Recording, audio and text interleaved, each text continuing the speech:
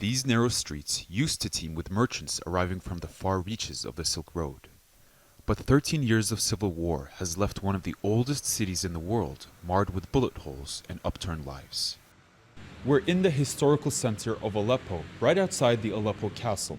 These homes date back hundreds of years.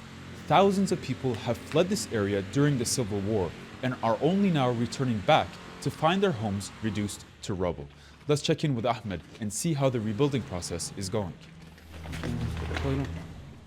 Ahmed and his family are originally from Aleppo, and they inhabited this house for more than 60 years. Now, all that's left from his childhood home are his brothers and his memories.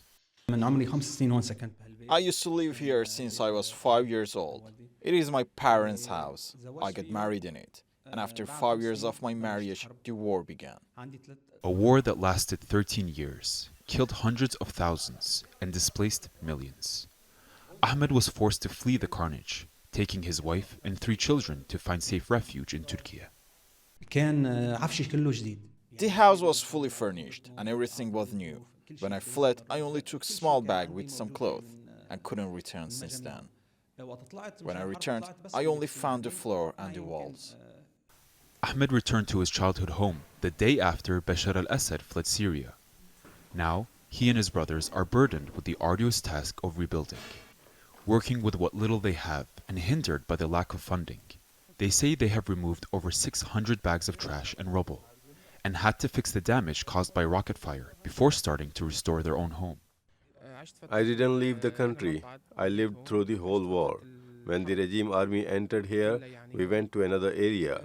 Later, the regime army said we could check on our homes, but that needed permissions. When we came back to check, it was all burned and looted. Yusuf saw some of their neighbors return, but they immediately left when they saw the scale of the damage. Many Syrians don't have adequate funds to restore their once thriving neighborhoods. Now,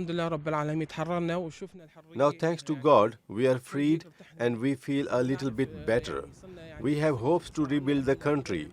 Look here, all these homes have owners, and by God, we will rebuild everything.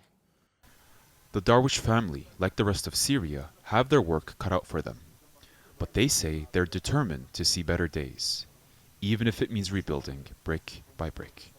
Yunus Demiroglu, TRT World, Aleppo, Syria.